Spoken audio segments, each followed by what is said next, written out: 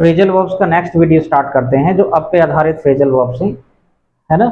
तो अब के 8 में करा चुका हूँ, 10 ये हैं, और एक आध वीडियो और लेनी पड़ेगी तब वो खत्म हो जाएंगे। इंपॉर्टेंट भी हैं, ज़्यादातर आते रहते हैं। तो चलिए गाइस, बिना देरी के स्टार्ट करते हैं। बहुत सिंपल से हैं। अब किसी को पता ही है, जोश भरना सामने वाले में खिलाड़ियों को चीयर करती है ना गर्ल्स, इस तरह से। तो चीयर का मतलब है टू बिकम हैप्पियर, मतलब खुश हो जाना, या फिर लेस मिजरेबल। लेस मिजरेबल का मतलब है अगर आप खुश नहीं हो रहे तो कम से कम दुख कम हो जाए आपका, है ना। तो चीयर अप, चीयर अप का मतलब क्या है? टू बिकम हैप्पियर, खुश हो जाना। For example, I cheered up at the end of the night. सही है। मैं खुश हुआ तब रात में बिल्कुल अंत में, मतलब रात को बिल्कुल अंत में। सही है। दूसरा देखो, यहाँ चीयर अप था तो बिकम हैप्पियर, यानी ये अलग नहीं होगा। ये चीयर अप एक फ्रेजल वर्ब मिला हुआ, इसके बीच में ऑब्जेक्ट नहीं होगा उस समय ना। लेकिन यहाँ पर बीच में इसके समवन अप, तो किसी को आप क्या कर रहे हैं? खुश कर रहे हैं। तो देखो, चीयर अप मतलब सब्जेक्ट खुद खुश होगा, है ना। और चीयर समवन अप का मतलब सब्जेक्ट किसी को खुश करेगा, तो वो व्यक्ति चीयर के बाद होना चाहिए। जैसे यहाँ पे है, देखो, चीयर समवन अप, यानी किसी को खुश करना। टू मेक समवन हैप्पियर, कभी कभी होता है ना, कोई उदास होता है तो आप उसको ऐसी बातें बताते हैं जिससे उसका दिल थोड़ा हल्का हो जाता है, तो वो क्या हो जाता है? फिर खुश हो जाता है ना। तो मेक समवन हैप्पियर। सही है। For example, hard to cheer her up, देखो हमने खूब कोशिश की कि वो खुश हो जाए, उसे खुश करने की। तो चीयर हर अप, उसे खुश करने की।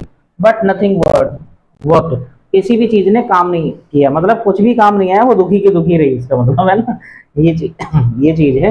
Next, clean up. तो क्लीन का तो मतलब ही सफाई करना है, तो ये बहुत ही सिंपल है। तो क्लीन कंप्लीटली, पूरी तरह से साफ करना। जैसे मैं इस बोर्ड को अगर साफ करूंगा तो I will clean it up.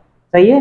कहीं आपने रायता फैलाया है, रायता मतलब गंदगी फैलाई है, तो उसको पूरी तरह से साफ करना, उसके लिए क्या यूज करेंगे? Clean up. For example, he always expects other people to clean up after him. कुछ कई कई लोग ऐसे ना होते, गंदगी फैला देते हैं जहां बैठते हैं, और ये सोचते हैं जो बाद वाला करेगा, आके वो साफ करेगा, मतलब हम नहीं करेंगे, गंदगी फैलाने में माहिर हैं, सामने वाला आके साफ कर देगा। तो ये वही है, ही ऑलवेज एक्सपेक्ट्स, वो हमेशा उम्मीद में रहता है, अदर पीपल, दूसरे लोगों से, to clean up after him, कि भाई उसके पीछे जो गंदगी फैली, यानी उसने जो गंदगी फैलाई है वो दूसरे लोग साफ करें। इसकी चक्कर में रहता है वो, हमेशा इसकी उम्मीद में रहता है। सही। अब ये बहुत कम अप के दो मतलब है गाइस, है ना। एक जो एग्जाम में वाला सेंस ज्यादा है, to be mentioned. To be mentioned का मतलब है जिक्र होना किसी चीज का, किसी चीज का क्या है? जिक्र होना। सही है। डिस्कशन होना उस चीज का। दूसरा मीनिंग क्या है इसका? टू अप्रोच, यानी पहुंचना, या ड्रॉ नियर, नजदीक आना एक तरह से। ये सिंपल सा फिजिकल सेंस में है, ये एब्स्ट्रैक्ट सेंस में है ना।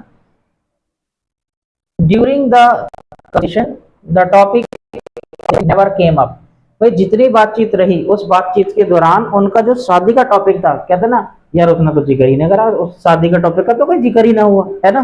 तो इस तरह से बोलते हैं कि भाई बातचीत के दौरान शादी के टॉपिक का जिक्र ही ना हुआ, क्या होना क्या नहीं, है ना। इसलिए दूसरा मीनिंग देखो, टू अप्रोच यानी पहुंचना नजदीक, या ड्रॉ नियर यानी नजदीक आना। For example, come up introduce yourself, कहते हैं कि यहाँ वो नजदीक आओ, इधर आओ और अपना इंट्रोडक्शन दो, परिचय दो। सही है। सिंपल है ये वाला। अब देखो, कम अप के साथ अगर विद लग गया, सही है, कम अप के साथ क्या लग गया? विद, तो इसका सेंस बदल जाएगा। इसका मतलब होगा टू थिंक ऑफ, कोई चीज, किसी चीज का विचार आना मन में, या फिर किसी चीज के बारे में सोचना। एक तरह से विचार आना ज्यादा सही है याद करने में, है ना। He came up with a brilliant idea, उसके मन में एक शानदार विचार आया, एक बेहतरीन विचार आया। सही है। यानी come up with an idea. सही है। तो विद कम अप के साथ लगेगा तो इसका मतलब है थिंकिंग के लिए, वो सोचने के, विचार करने के लिए है। और विद के साथ वो चीज जुड़ेगी जिसका विचार उसके मन में आया। जैसे देखो यहाँ पे क्या है, ही केम अप, उसको आया विद अ ब्रिलियंट आइडिया, किस चीज का विचार? एक बेहतरीन आइडिया आया, विचार आया, मतलब उसको आइडिया का। सही जी। कम अपॉन, ये सबसे ज्यादा इंपॉर्टेंट है, एग्जाम में आता रहता है ये वाले। अपॉन कहीं कहीं देखा होगा आपने, हैपन, है ना। हैपन, हैपन मतलब हो जाना कोई चीज का, लेकिन इसका सही सेंस क्या है? To meet someone by chance, या फिर to discover something by chance, मतलब अचानक कोई व्यक्ति मिल जाए आपको, या फिर अचानक कोई चीज मिल जाए, जैसे कम अक्रॉस है ना। कम अक्रॉस का क्या होता है? अचानक किसी चीज का या अचानक किसी व्यक्ति का मिलना, सही है, उसके लिए यूज करते हैं। क्लियर? तो ऐसे यहाँ पे है, कम अपॉन का मतलब क्या है? अचानक मिल जाना कोई चीज या फिर कोई व्यक्ति। For example, I came upon this book, मुझे ये बुक मिली अचानक, कहाँ पे? इन दी एटिक, एटिक मतलब टांड जो बोलते हैं, घर के छत के ऊपर, कमरे के ऊपर नहीं रहता, थोड़ा स्पेस रखते हैं छत के और स्टोर रूम के बीच में, तो वो टांड बोलते हैं, अटारी बोलते हैं उसको, वैसे हिंदी में अलग अलग लोकल लैंग्वेज अलग अलग है, टांड बोलते हैं हमारे यहाँ तो, है ना। तो मुझे जो बुक मिली है ये कहाँ मिली? टांड पे मिली है, सही है, यानी जो स्पेस रहता है खाली कमरे के ऊपर उसमें।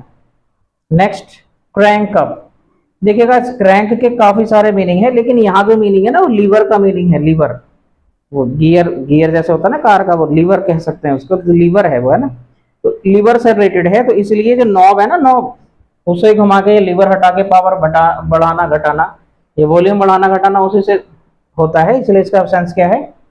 टू इंक्रीज द पावर, या तो पावर बढ़ाना या फिर वॉल्यूम बढ़ाना। ये क्रैंक इट का, क्रैंक अप का मतलब है पावर बढ़ाना या वॉल्यूम बढ़ाना। अलग से हमें वॉल्यूम या पावर लिखने की जरूरत नहीं है इसमें ना। जैसे देखो, एवरी टाइम दिस सॉन्ग कम, जब भी ये गाना, हर समय मतलब जितनी बार भी ये गाना आता है, ऑन द रेडियो, रेडियो पर, आई क्रैंक इट अप, मैं इसका वॉल्यूम बढ़ा देता हूँ, किसका? रेडियो का, सही है, मैं वॉल्यूम बढ़ा देता हूँ रेडियो का सुनने के लिए, मजा आता है मतलब। तो छठा है guys, dig up. Dig up का मतलब क्या है? टू लुक फॉर, यानी सर्च करना किसी चीज को, या फाइंड हिडन थिंग्स। देखिए, या तो खबर पता करना, इंफॉर्मेशन पता करना, या फिर छिपी हुई चीजों का पता करना, सही है। डिग अप का मतलब है, पहले भी इंपॉर्टेंट था, लास्ट वीडियो में भी था ऐसा कुछ। For example, have you dug up information about the captain, क्या तुमने कैप्टन के बारे में किसी चीज का पता लगाया, खबर का पता लगाया, है ना। जैसे जन्नत में नहीं बोलता है वो, कि कैप्टन तो खरीदा जा सकता है, हार रहा है तो जीत जाएगा, जीत रहा है तो हार जाएगा, है ना। तो उसके बारे में इंफॉर्मेशन पता करो। Next, dress up. Dress up का मतलब क्या है? टू पुट ऑन फॉर्मल या फिर नाइस क्लोथिंग। फॉर्मल कपड़े मतलब जैसे ऑफिस वगैरह में पहनते हैं, बच्चे की यूनिफॉर्म भी फॉर्मली होती है, या फिर अच्छे कपड़े पहनना, मतलब कपड़े पहनना याद रखो आप, ड्रेसअप के, सही है ना। फॉर एग्जाम्पल देखिए, ड्रेसअप का use, she dressed him up to go to school, उसने उसे ड्रेसअप किया यानी तैयार किया, फॉर्मल कपड़े पहनाए यानी स्कूल के कपड़े पहनाए, यूनिफॉर्म, स्कूल जाने के लिए, सही है। ये गाइस बड़े बढ़िया हैं। ड्रिंक अप, ईट अप दोनों स्पोकन में भी यूज होता है और एग्जाम के पॉइंट ऑफ व्यू से भी इंपॉर्टेंट है। ड्रिंक अप, देखिए ड्रिंक अप का मतलब क्या है?